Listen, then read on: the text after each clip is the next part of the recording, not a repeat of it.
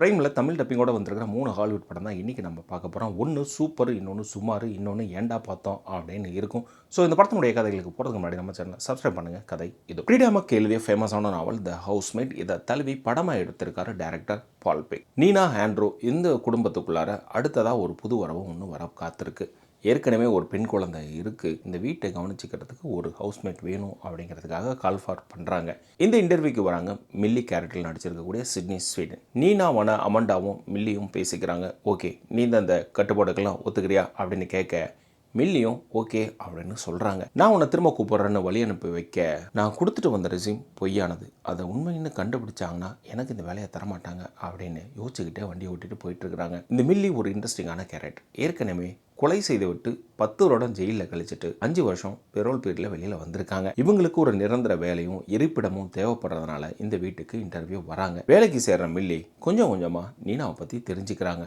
நீனா சுத்தமான ஒரு சைக்கோ. அதாவது தான் எழுதி வச்ச பிடிஏ பேப்பரா காணோம் அப்படின்ட்டு கிச்சனை தலைகளாக புரட்டி போட்டுருவாங்க. மில்லிக்கு கொடுக்கப்பட்ட வீடானது டாப்பில் இருக்கக்கூடிய ஒரு சின்ன பெட்ரூமு. குறிப்பாக இதுக்கு சாவி கொடுத்ததுக்கு அப்புறமா, எது பூட்டுக்கு சாவி வச்சதுக்கு அப்புறமா பிரச்சனைங்கிறது விஸ்வரூபம் எடுக்க ஆரம்பிக்கும். மில்லிக்கு இவ சைக்கோன்னு தெரிஞ்சதுக்கு அப்புறமா அவளை பற்றி தேட ஆரம்பிச்சா, நீனா எப்படியாப்பட்ட சைக்கோ அப்படின்னா தன்னுடைய குழந்தையவே தண்ணியில் முழுகடிச்சு சாக வைக்கக்கூடிய அளவுக்கு சைக்கோ அப்படின்னு தெரிய வருது மில்லிக்கு. அதே வேளையில் ஹவுஸ் ஓனரான ஆண்ட்ரூவை ஒரு பக்கம் கரெக்ட் பண்ண ஆரம்பிக்கிறாங்க. 2 பேரும் ஹோட்டலுக்கு போக அங்கே இவங்க 2 பேத்துக்குள்ளாரையும் பரஸ்பரம் ஏற்படுது. இந்த விஷயம் முதலாளி அம்மா நீனாவுக்கு தெரிய வர, வீட்டை விட்டு வெளியே போடி அப்படின்னு சொல்கிறாங்க. ஓனரோ என்ன சொல்கிறாரு, இல்லை நீ இங்கே தான் இருக்கணும், வேணா நீ வீட்டை விட்டு வெளியே போடி அப்படின்னு அனுப்பிச்சு வைக்க, கோபம் பொத்துக்கிட்டு வந்த உடனே யார் இந்த சைக்கோவான நீனாவ் வேக வேகமாக பேக் எடுத்துக்கிட்டு காருக்குள்ளே போய் கேட்டுக்கிட்ட போய் அந்த இடத்துல பிரேக்கை போட்டு வண்டியை நிறுத்துறாப்புல.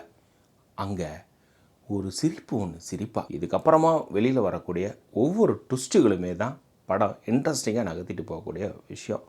நீங்கள் எதிர்பார்த்து ஒன்று காத்திருந்தா இந்த படம் வேற ஒரு திருப்பத்தை கொண்டு வந்து முடிக்கும் எண்டில். இந்த படத்தில் பர்ஃபார்மன்ஸ்னு எடுத்துக்கோம்னா சிட்னி ஸ்வீடன் அண்ட் அமாண்டா பர்ஃபார்மன்ஸை சூப்பராக பண்ணியிருப்பாங்க.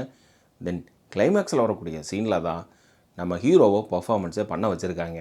அது வரைக்கும் ஒரு ஸ்மைல் பாயாகவே ப்ளே பண்ணியிருந்திருப்பார் இந்த படத்தில். 2வது படமான மெர்சி. ஒரு சின்ன இன்ஃபர்மேஷன் சொல்லணுன்னா 2002 ஸ்டீஃபன் ஸ்பீல்பர்க் இயக்கிய மைனாரிட்டி ரிப்போர்ட் டாம் க்ரூஸ் நடித்த படம். அதாவது ஒரு 30-40 வருஷம் கழிச்சு இப்படி தான் இருக்கும் உலகம் அப்படின்னு சொல்லக்கூடிய ஒரு படம். இந்த படத்தினுடைய கதையும் கிட்டத்தட்ட ஒரே மாதிரியாக தான் இருக்கும். மைனாரிட்டி ரிப்போர்ட்டில் கொலை நடக்கக்கூடிய இடத்துக்கு உடனடியாக அங்கே போயிட்டு அந்த கொலையை தடுக்கிறது தான் ஒரு பெரிய பலமாக இருக்கும் கதையில். இந்த படத்தில் கொலை நடந்துடுச்சுன்னா அந்த குற்றவாளியை ஏஐ முன்னாடி உட்கார வச்சு உண்மையில் சுமத்தப்பட்ட குற்றத்தை நிரூபிக்கலனா நீ இங்கேயே செத்துருவோம் அவனே அப்படிங்கிறது தான் இந்த படத்தினுடைய கதை. ஹீரோவான கிறிஸ் பிராட் தன்னுடைய மனைவியை கிச்சனில் வச்சு கொண்டுறாரு. அங்கிருந்து கிளம்பி போய் ஹோட்டலில் போய் சரக்கு மேலே சரக்கு அடித்து கண்ணு முழிச்சு பார்த்தா இவர் ஏஐ கோர்ட்டில் உட்காந்துட்டு இருக்காரு. தன்னுடைய சேரில் கை காலெல்லாம் பூட்டப்பட்டு ஏஐ நீதிபதியான ரிபாக்கோ பர்சன் முன்னாடி உக்காந்துட்ருக்காரு. அவங்க 1 hour 45 minutes தான் உனக்கு டைமு. உண்மையில் சுமத்தப்பட்ட குற்றத்துக்கு எங்களுக்கு சாட்சியின்படி 98% இருக்குது. உப்பை கூட உன்னை சாவடிக்கலாம்.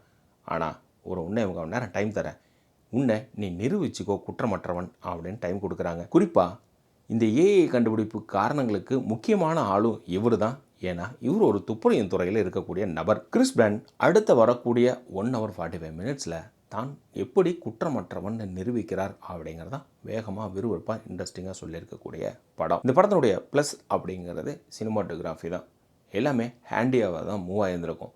சிசிடிவியில் போலீஸோட ட்ரெஸ்ஸில் வரக்கூடிய கேமரா, தென் புறா கேமரா. குறிப்பாக போலீஸ் மற்றவங்களை ட்ராக் பண்ணுறப்ப அவங்களுடைய ஃபோன்லேயோ லேப்டாப்லேயோ இருக்கக்கூடிய விஷயங்களை உடனுக்குடனே அங்கங்கே ப்ளே பண்ணுவாங்க.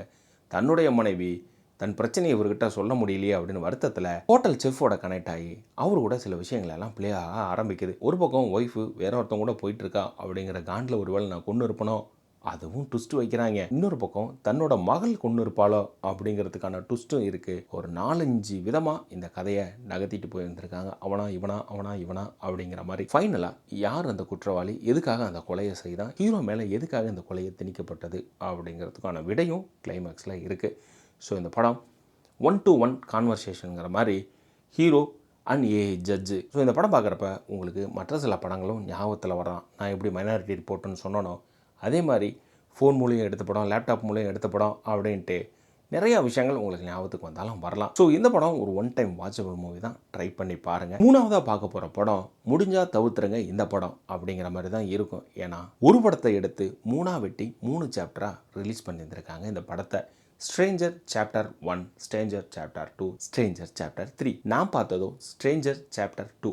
ஃபர்ஸ்ட் பார்ட்டில் கதாநாயகன் கொன்றுவான், கதாநாயகி அங்கேருந்து தப்பிச்சிருவாங்க. செகண்ட் பார்ட்டான இதில் கதாநாயகியை கொல்றதுக்காக முகமூடி அணிஞ்ச 2 பெண்களும் மிஸ்கின் பட வில்லன் மாதிரி சாக்கு பை போட்ட நபரும் இதில் மொத்தம் 3 பேர் அந்த லேடியை துரத்துவாங்க. ஹாஸ்பிட்டல்லேருந்து துரத்தக்கூடிய இந்த கதை ஒரு ஃபேக்ட்ரிக்குள்ளார போகும்.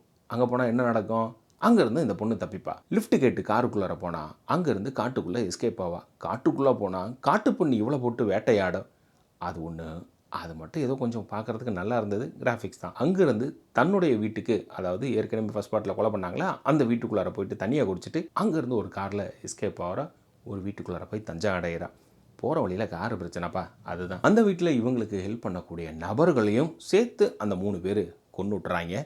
அங்கேருந்து மறுபடியும் தப்பிச்சு போகிறா. இப்படி போகிற வழியிலையெல்லாம் ஒவ்வொரு ஃப்ளாஷ்பேக்காக வருது. ஸ்கூலில் படிக்கிறப்ப அப்படின்னு 2-3 ஃப்ளாஷ்பேக்கை காட்டுறாங்க. இந்த படத்தை நாம் தொடர்ந்து பார்க்குறதுக்கு காரணமே கதாநாயகி ஒன்று ரிவெஞ்ச் எடுக்கணும், இல்லை செத்து போயிடணும். இந்த 3 பேர் யார், அவங்களுக்கு பின்னாடி இருக்கக்கூடிய கதை என்ன, ஏன் இவ்வளோ பிடிச்சி துரத்திட்டு இருக்கிறாங்க அப்படிங்கிறது முக்கியமான ஒரு விஷயம். கதாநாயகி இதில் சாவல. சாப்டர் 3ல் பார்த்துக்குவாங்க அப்படின்னு முட்டுறானுங்க. நானும் சாப்டர் 3 ட்ரெய்லரை பார்த்தேன். கதாநாயகியும் மாஸ்க் போட ஆரம்பிக்கிறா.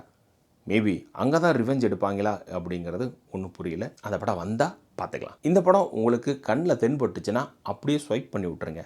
ஏன்னா 1.25 மணி நேரம் சுத்தமாக வேஸ்ட்டு. ஸோ இந்த 3 படத்தில் ஃபஸ்ட்டு 2 படம் கன்ஃபார்மாக பார்க்கலாம். அதுவும் அந்த ஃபஸ்ட்டு படம் சிறப்பான ஒரு ட்விஸ்ட்டுகள், த்ரில்லர்கள் இருக்கக்கூடிய ஒரு படம். 2வதுங்கிறது டெக்னாலஜி ஓரியன்டாக ஓடிட்டுருக்கோம். கொஞ்சம் போர் அடிக்குதே அப்படிங்கிறதுக்காக இங்கே போய் பார்க்கலாம். 3வது படம் பொழப்பு எடுத்துக்கிட்டு பார்க்குறதுக்கு அவசியம் இல்லை. ஸோ இந்த 3ல் உங்களுக்கு எது பிடிச்சிருந்தது அப்படிங்கிறத கீழே கமெண்ட்டில் சொல்லுங்கள். அதே போல் இந்த 3ல் ஏதாவது படம் நீங்கள் பார்த்துருந்தீங்கன்னா அதை பற்றியும் கீழே கமெண்ட்டில் சொல்லுங்கள். ஸோ இதே போல் நம்ம சேனல் மற்ற படங்கள் ரிவ்யூ இருக்க பாருங்கள். மறக்காமல் சப்ஸ்கிரைப் பண்ணிட்டு மற்றவங்களுக்கும் ஷேர் பண்ணுங்கள்.